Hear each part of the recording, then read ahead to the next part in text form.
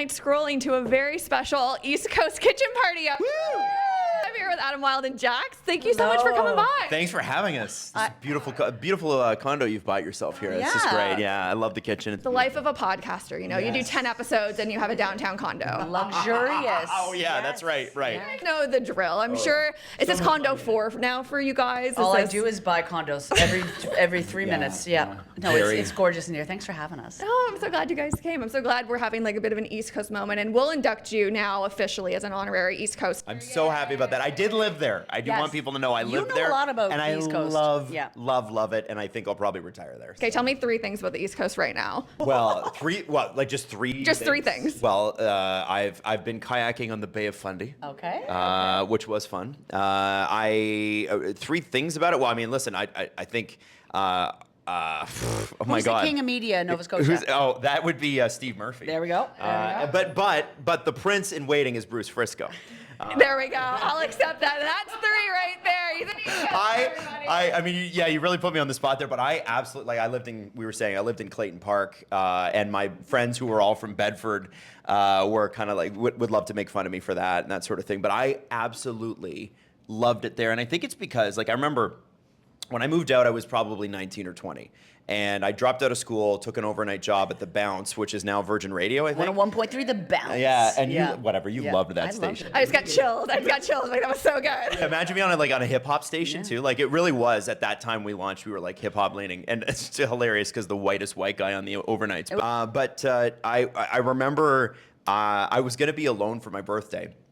And my best friend, Zach, who is still one of my best friends, who lives in Calgary now, true East Coaster, moved to Alberta.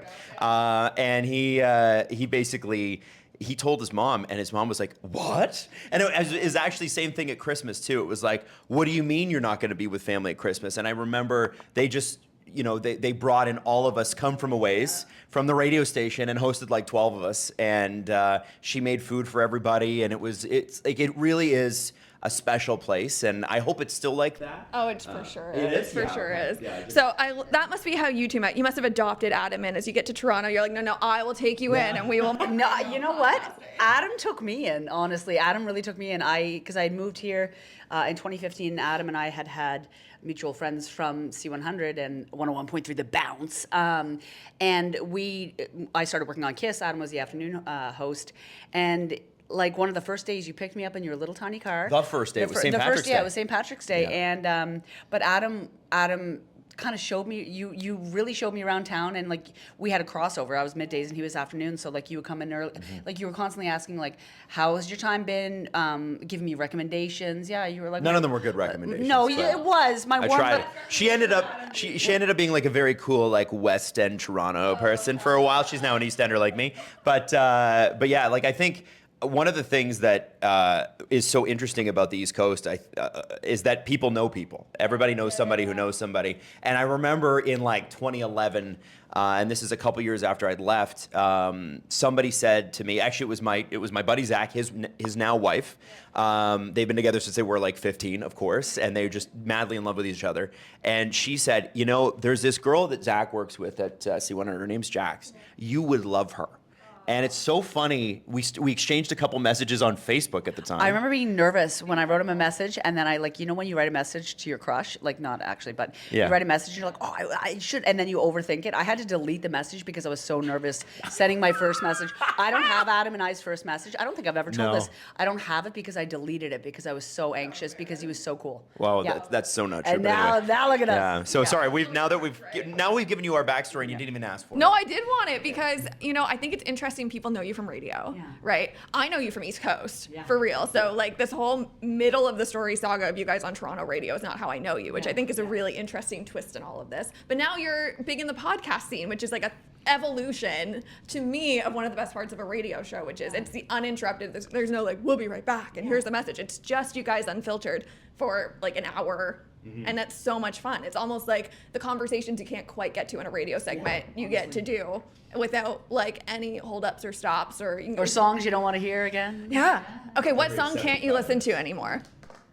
Anything by Imagine Dragons. I can't I remember. I remember. I was at the gym yesterday, and my the guy I work out with, he owns the gym, and Demons from Imagine Dragons came on, and I said, Scott, we have to change. I said, I can't do another thing until this is off. You're like, And this song is my demon, actually. I can't do it. Like, there are songs, there are artists where, and again, you got to remember too, like when I was coming up, it was like the beginning of Katy Perry and Lady Gaga and some of these amazing pop artists that really did have great. It was first a lot of albums. house too. It was like David Guetta was on everything. Yeah, We talked David about that Guetta, the Sean other- Kingston, and it was doing like like there was some like really interesting, fun pop music, and then we got to sort of and pop music comes in cycles, right? So you get to a place where it gets super dancey. And then it usually takes a bit of a fall and goes into ballads, which I can remember like Adele when she was on Ed her. Sheeran needs Ed an app. Sheeran, yeah. I'm tired, and he That's- seems like a wonderful guy. I have nothing personally against him, but I can't. So Ed's your guy. Ed is like, and he's so lovely. But if he reemerges from his little cave, I think he's doing it right now for an album cycle, right? Yeah, enough. Turn it down. Enough. Now our producer Steph, who's here, hates all of this. Shout out Steph behind the camera. That is someone who loves pop music and really gets it. So I have to remember sometimes I'm like, I'm 37. This is not for me anymore. Like they're not making it for me. They're not. They never really were. They were making it for young women, but I enjoyed it too. Ed Sheeran's making ballads for you, honey. No, I don't. You're old and boring by Ed Sheeran. Yeah. I love it. So with the podcast, I think it's really fun how you go deep into pop culture, but this is a Canadian pop culture podcast, so I want to kind of go that way with you guys. Yeah. Is there a Canadian pop culture story that you two like look back on and say, that was the story that really brought us together, or that was a day on radio that like we will never forget? What a question. That's a good question. I think. That's a fantastic you question. used to do a lot of the artist interviews at KISS because Jax did the middle of the day, I would do the afternoon. And I remember because a lot of the artists wouldn't come in till the afternoon, Jax would get the interview and then they'd record it. And They didn't want to come in at 5 a.m. and talk to you? That's crazy. You know, when we did mornings at Virgin, you find that when you bring artists in and Amy, who works for does a ton of PR, Amy's over Shout here, out to Amy. and she set all this up. You know, she'll tell you like it's pretty hard to get people to like maneuver and have something interesting to say. Chatting with So like Canadian artist wise, like Coleman Hell was an interesting one because he was like always funny. I forgot about Remember him? I don't know what happened to him. I feel like I'm having a That's So Raven flashback. Yeah, right? My brain just went like, oh my God, Coleman Hell. Down for a good time. Down, you know what? I'll tell you, like the guys from Down with Webster were always super cool. It was nice to see them reunite, and it's funny because I saw them in Toronto, and then when I was working in Calgary, they were like, hey, come to our show, and then come out later. And the guys from Ian, the drummer from Mariana's Trench, texted me when the Leafs got eliminated because he's a big Habs fan, and he's like, "Listen, I'm not going to chirp you, but Mariana's Trench. If you're looking to party, Mariana's Good Trench. guys. Best Good people guys. to party with ever. yeah." A late night will be had. Yeah. But brought us together? Oh my God. Maybe I'll poke one your way that you mentioned off camera, which was a shared disappointment in not getting to cover the MMVAs together. Can we get into that? What happened there? So when Adam and I were on KISS, and then when we started doing the morning show on Virgin, like one of the big, like growing up in Nova Scotia, like to work in the Much Music building, like, it's 260 Richmond, but it's 299 corner of Queen and John. And that is like, to know that Electric Circus was there, the Backstreet Boys, like everybody's been through there. So like when signing to work in that building, you think I'll have the chance to do the MMVAs, and then to hear, like we were told we were going to get to cover the MMVAs, and That was part of the thing. They're like, we're going to put you on stage, whatever. And then that year, budget cuts. They were like, yeah, we're just not going to do it. Because before that, it had already become the iHeart Music Awards, and then Right. it was the No Awards. And then COVID hit. Yeah. And there's no chance that it Yeah. ever comes back now, which is a shame. It was so much fun, my God. And I had gone there, like covering it from a different station back in 2014. But we were we would have been. I will say, Adam Wylde is a good hype man on stage. Okay, We would have had fun. Yeah, we did had fun. Halsey, I think, shortly after. Yes, we did signed. Halsey at, was it Danforth or Opera House or Opera something House. like that? It was Opera House, and she was great. Yeah, she was fantastic, and we did. Yeah, Adam loves some crowd work, so he would have been crowd working with the Can fans. Do you know where I learned crowd work? Where? Halifax, Nova Scotia. And there was a morning show host, I don't know if you remember this, Frankie Hollywood. Do I remember Frankie Hollywood? What kind of question is that, Adam? Frankie and I were like this, and I remember actually I helped him replace plumbing in his basement once. Like that's how tight we were. But Frankie was a club DJ and a hype guy first and foremost. Yeah. Like that's where he really. So we'd be at like the Dome for Fahrenheit Fridays, which is what we used to do. Remember that? And then there was Bubbles Mansion and some of these other places we did live days. Listen, I know. The Red Bull vodkas. They had to put up the price because people getting too into her. Oh, Well, yeah. and I was there the year that they got rid of dollar shots in Halifax because somebody was thrown through a window. That needs a Heritage Minute commercial. Dollar drinks were violent. Dollar drinks led to crimes, and you know what? No more. And by the way, they just upped them to $2. Like it was like, oh man, we made a huge change. That's a toonie and not a loony. 100%. Loonies are for laundry. My friend Sarah was like, I think I'm gonna like. Her heart was palpitating because she had so much because it was always Red Bull vodkas. Oh yeah. And so she's like, You're downtown, your heart's feeling like the wave. It's too much. $2, right? So God. we did the Natal Day parade, and this is like my first. I'd never heard of Natal Day. Like Sure. I'm from Toronto. Nobody knows what Natal Day is. When I came here, I was like, oh, it's Natal Day. I They're like, know. pardon me? Yeah, I've never. heard. Yeah. Isn't that crazy? You're gonna come to the parade this week, and I was like, "What parade?" And they're like, "We're in the parade." And I was like, "Oh, okay, I just got here. What do you mean?" They call it long weekend. Yeah. And No, it's Natal Day. Frankie is on our float, and it's just like it's like a rented U-Haul thing that we covered in bounce gear and like literally threw together with tape. And Frankie has his turntables, and he's got a PA system, and he's pumping music, and he is getting people into it. In Toronto, and we get this in hockey, very quiet. Sit down, watch the game. Shut up, everybody. Shut up. I'm trying to watch the hockey game. In Halifax, there can be nothing going on, as my friend Steve likes to say, but everybody's at the nothing. And when there is something going on, they're willing to. So Frankie would be like hyping people up, and you'd see these grandmothers just like, woo! Like, Shirts off, we're Nanny, brand new, let's ready. go. Yeah, Yeah. and so watching him, it was sort of like it was all of that. And then I used to do, and I don't know if you did these too, these like university parties where we would be hired in as the always DJs. at Dal. Yeah. Dal all the time for Frosh and all that. Oh, it was awesome. I want to talk a little bit about what you were saying about like how the East Coast kind of created or showed you a side of like the crowd work and how the Halifax is so innately community together storytelling. When you came to Toronto, was there almost like culture shock in how I feel? I'll tell you how I feel about it and you tell me if you Okay, yeah, absolutely. I have a natural inclination to connect with people just because there's a baseline of people expect that when you're in Nova Scotia and you're like, how do we know each other? Who do we know that's the same? Do we go to the same places? You come to Toronto, it's like not the culture here. How do you react to that? Is it shocking? Is it different? Do you feel like you can bring people into it? It's lonely. And I will say, because it was a big shock, and the biggest thing I noticed right away was, back in Halifax, the media community, whether you worked for Z103 or The Bounce or like whoever, everybody hangs out with each other. When I came here, it was like, you are on KISS, we do not talk to Virgin. Like, it was very, and it's, It's tribal. It's like you don't have that crossover. So I really stuck with the folks that I worked with, like, Adam and Blake and everyone at KISS. But I was lucky because when I moved here, a lot of other Nova Scotians were moving here, and even Nova Scotians that I didn't really know, but you just became friends here. Yes. Now, so we had a whole crew. Since a lot of folks have moved back, but it can be really, really lonely. And I think, especially after the pandemic, it's become a priority to me to foster the part of me, like the Nova Scotian that is about community, that is about connection, that is about bringing different friend circles together, because I think that was a beautiful part of myself that I loved in my 20s that I've not lost on purpose, but that's been just kind of left behind. And I think it's a really really beautiful and uncommon thing that Atlantic Canadians have, that should be celebrated. And I'm almost trying to re-emerge it for myself. So I'm so happy you are. Yeah, but it can get lonely here. Yeah, but everybody. Here's the thing: is everyone thinks that people in Toronto are cold or quiet or not wanting to connect. I don't think it's that. I think it's that there's an intimidation here, and that people do desperately want to connect. And everybody, especially after the pandemic, is a little bit lonely. And if you think somebody doesn't want to connect, chances are they do. So connect. Say hi.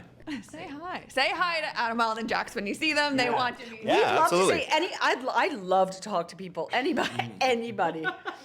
That sounded desperate. No, didn't she it? does. That's the perfect segue into talking about this TikTok that's taken off of you calling home to the East Coast. And I say calling home to the East Coast. I know you're calling throughout the Atlantic provinces and Newfoundland. But it really does feel like that's why the series hits so hard for people because there is an openness and a willingness to be friends with someone, even if you're not quite sure if you know the voice on the other end. And I think you've tapped something really on the nose about why East Coast hospitality and friendship and community work so well in media, which is something that I think people, if you really look at who's hosting radio and shows in Canada, like if you're not from the East Coast, you've worked in the East Coast. Like the connections are one-to-one. Talk to me about this series and like the feeling of connection you get from talking to these folks. I know we see the highlights on TikTok, and you must call more people than you show on the internet. And I can call, like, sometimes I called Amy from the lobby today, and my phone number was blocked because I forgot to turn it back on because I've been calling East Coasters yesterday, but I actually didn't get through to anybody yesterday. But you know what? I was calling too close to Live at 5. And that's why. And once I realized that it was 4:45 or so, like East Coast time, I said, that's rude, right? It's almost dinner time. It's true. It is, yeah. Live at 5's on. No, I think the first comment that I always see is that people are like, oh, it's so nice to talk to older people. They're so lonely. And again, I think everybody is. And I think simple, uncomplicated connection is so underrated. And I think that the beauty of the Maritimes is that it's uncomplicated. It's how are you doing?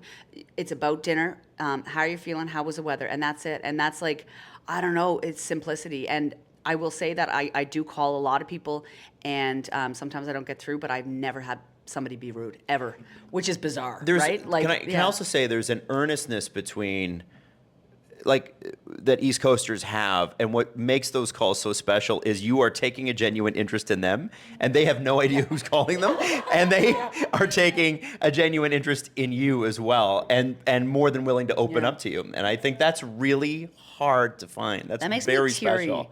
Yeah, but when they say what they're cooking, I do want to know, and when they say what they're up to, I do want to know, because it's often like, they're in their backyard chasing deer, or they're in their basement. Jesus, you know what I mean? Like, they're getting wild. And East Coasters, hands down, and I will put this on record, are the best storytellers there are. Yeah. Like, and so whatever they're doing, the way that they tell it is going to be good. Yeah. Fitting that you set this up in a kitchen, by the way. Listen, if nothing, I'm a producer, right? So I'm a podcast host second to me trying to find a fun little set. There is nothing better than a kitchen party, really. And it's funny, moving back here, it was a culture shock for me to leave, because I am that type of way naturally. I love talking to random people. Like, my Nana was like that too. She would be in the grocery store, and Alberta's not. My grandmother was in Alberta, and Alberta's not like that in the same way. Yeah. And so she'd just be talking to anyone, and they'd kind of look at her like, and they just wouldn't talk back. And I think when I came back here, I realized I felt it immediately, and you do kind of miss that thing. And it's funny, my wife's family are big kitchen party people. So that kind of feels a little like home. You know, you kind of feel like, oh, okay, like I walk into that every once in a while, and I miss that. Because there are people that do that every weekend. That's like your weekend. That's all you get up to. But when I walked in, I saw you as immediate warmth. Yeah. And like when I met you, you feel like the East Coast. And I think it's just, this excitedness and earnest. Yeah, just to see each other. You guys aren't gatekeepy about it either. You're like, oh, you lived on the East Coast. Well, you're one of us now. Like, it's never like, oh, well, you're not actually from here. You're whatever. I like that. Come on in. And we're trying to get people to come. This is a big thing for us. We're like, don't freak with the housing economy, but like, come one, come all. You condo buyers with your big podcast now, Leah. No more Airbnb, okay? Yeah. Oh, that's so funny. Okay, I want to talk about the NHL playoffs. Okay, but I want to talk about it with. Oh, you're talking to the right. Do you want me to go? Well, listen. I got something for you specifically, because I want to talk about the pop culture side of the NHL playoffs, because really this is as much hockey as it is Canadian pop culture Super Bowl, right? Like, everyone is watching TV. If you're a hockey fan or not, like, you're aware it's happening, right? It's like the common workplace conversation. Have you guys seen how fed up the internet is with the commercials airing during the playoffs? Lay it on the line. There's like only 3 commercials that are aired, and I think if you're streaming the games, it's even less. Do you know what's happening? You haven't heard this, but there's a song called "Lay It On the Line." He knows where I am on the internet. He knows where I am. And it's I'm far. The lyrics are fitting, but Rogers in their infinite wisdom's like, hey, we have 3 months of playoffs, and we're gonna make one promo. They're on the cycle. Okay, yeah, I have seen TikToks about this. Yeah, and it's that song over and over and over, and I think people are getting like Pavlovian response to it. Absolutely. Yeah. God. It's, Can you know what, yeah? it is hilarious. And I think the best part about it is there are people who are making hilarious TikToks, like somebody like waking up and it's their sleep demon and they're singing "Lay It on the Line" by Triumph. Can you play it for me? I want to It hear can't hurt. I don't know if we can play it for you on the show. Isn't that a bright case? I used to have a yellow phone case because I'd lose it all the time. I see. The reason I have it is so I can. Case from you. This is got his banana phone. So Triumph are a '70s band from Mississauga, and they are like, and this is just so I can. Yeah, and I can't play it because then it'll get demonetized. I don't want her to like get a copyright strike. But I'll play it for you afterwards. That was a gentlemanly thing to do. Yeah. So, okay, here's my question. Can we pitch a commercial for Rogers to swap in real quick? Is there another song they should consider so that people can chill out about that commercial? Well, like what can we do can we get a classified song in there? Like what song that he does could, you know what I mean? Like I just feel like there's got to be something he's done. There's got to be something like even we want to go East Coast bands. Like we'll April Wine, another '70s band who I love. What if we only played the Rankin Family? Yes! That's what I'm saying. Ashley McIsaac. Let's play Ashley McIsaac. Let's get him in there with the fiddle. Get the boys hype. Well, okay, World Juniors, they had Heave Away as the goal song, and it was lit. I bet it was. I bet it was. Yeah. Okay. No, you know who knows the Halifax Moosehead song off by heart? I was just about to say, if it's hockey, why don't we go with the Halifax Moosehead song? Which you know is? it? I think so. What is it? Battle of the boards and the puckers lose. Just no use. Turning on the Jews. Slap, shot, shoot, score. You just can't stop the moves. Bring it around with lots of Jax, everybody. Hey! That's all. And if you don't get sponsored by the Mooseheads for that, I don't know. I'm dying what else to you go can to do. Moosehead's game with you. Dying. I'd love to go to Oh my any game God. with you. I want to go to a sports game with you. You won't take me. Next time you come home, we'll all go to the Mooseheads. Yes, I can't wait. Tickets on me. They're like $20 a pop sometimes. They are incredibly accessible. The Halifax Mooseheads wants. Is it a good atmosphere in there? Like is Yes. it loud and rowdy? Here's the tea you didn't hear from me, even though this is very much on the podcast, okay? If you're in the nosebleeds, there's a lot of like fun happening. There's a lot of okay. And you didn't hear like that fun. from me because it's not allowed inside the Metro Center. Okay, Scotiabank Center. It's Scotiabank Center now. It's the Metro Center. Oh, okay. It's the Metro Center forever and always. I'm not saying you should do it or you can't do it. I'm saying it's a very different experience up top. Up in the Kush Kush section, Adam, you can get up there. Listen, if you want to get away with it, there's always edibles, right? Like you can just, you don't have to. If you want, you can't get away with anything on edibles. I have seen you, my honey. Yeah. Not even a Mooseheads game. Oh yeah. We can put it to the test. I like, as you can tell, I like to laugh, and I laugh even harder. It's just my wife and I went to incredible. my wife and I went to a party at Jax's house, typical kitchen party, and we took edibles beforehand. They were a little too strong. We spent the whole night like in the backyard, just sitting, making jokes with each other. And our mutual friend Jesse, who's my business partner at my other business, he's like, yeah, you guys didn't really talk to anyone. You just kind of sat in the corner, and Like just like this, like Adam's like this, like and by like himself, heaving, like his face is just so red, and you're like. I need a podcast episode now on edibles. If you Oh, I would totally do that. I would do that. Look at like this. There he is. There he is. I would do that. Yeah. Yeah. Okay, next specific playoffs thing I want to chat about. Do you know what the Oilers win song is? Go oil. Okay, that's what you would think. It's Pink Pony Club. Oh, love Yeah. that. It's good for them. There's a lot of confusion about why the Edmonton Oilers would pick Chapel Roan for their win A song. bit inclusionary for Alberta. Yeah. Exactly. But- Well, I think Edmonton's a pretty progressive place, and so is Calgary. Like it's funny. You have the politics of Alberta, and then you have the people of Alberta, and it's so interesting because it's very. And I lived out there too. It's very much like I walked in the Pride Parade in Calgary, and people were out there and supporting whatever. I think it's just a few like loud yahoos that give that a bad name. Like most people there, like they don't care. And when I think about Twitter's such a mess, right? Like it's a total mess. So there was somebody who was like super like hardcore right-wing Politico person commenting on this Pink Pony Club choice.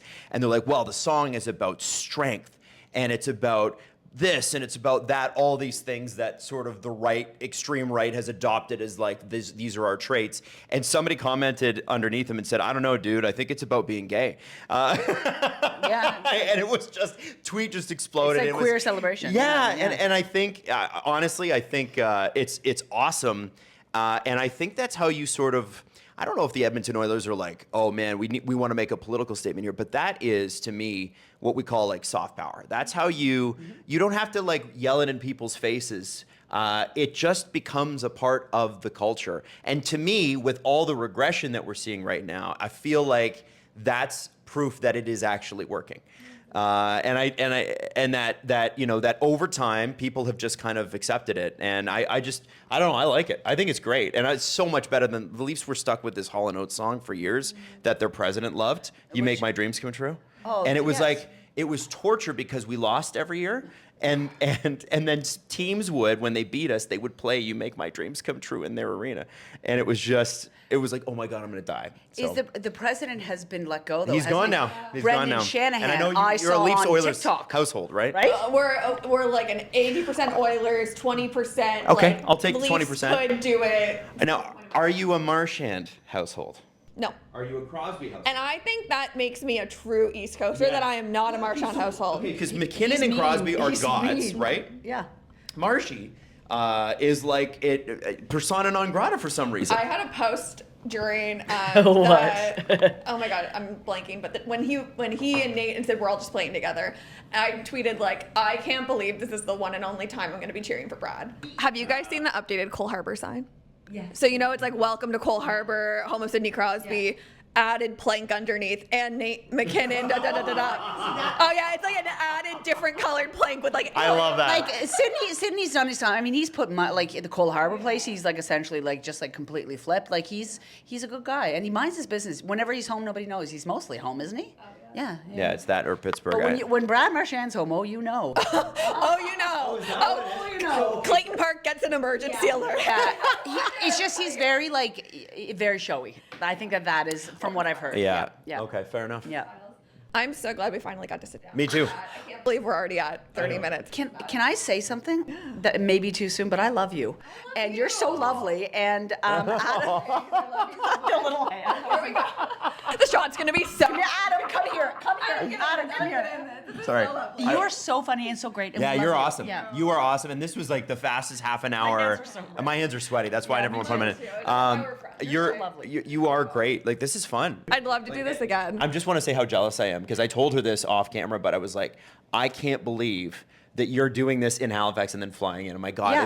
if that had been a choice, I would have taken that, I think. Well, hey, let's say the thing. I think that there's a lot of people that end up coming to Toronto and making it work in Toronto. And I think that sometimes people go like, oh, you left. And that's not the vibe that I ever want to give. I think like you have to do what you have to do for your career. I'm very much out here trying to be like, there are options. It's not only you have to go somewhere else. But I think it's also as important for people that do go make a career elsewhere to like talk about being in the East Coast, talk about having time in the East Coast, still calling home to the East Coast and making it part of who you are. Like, there's all kinds of ways to be from the East Coast, right? I think you should be incredibly proud of yourself. Like when I left, the digital world wasn't as big, but the fact that you were like making it work, my God, you are hustling, but like that you're you working still hard. you are staying home and you're making home priority is incredible because as somebody who's gone and very homesick, what you're doing is tremendous. No, I'm gonna cry. An East Coaster jealous. who's I'm making it in jealous. media Yeah. without using the CBC. My God! There we go! Yeah. It's our podcast. Thanks for having us. Thanks for tuning in. Make sure to subscribe. All the links will be below. Anything quickly you want to say before we go? Adam Wylde and Jax on all socials. We release an episode every Wednesday, so. Go Mooseheads, go. Woo!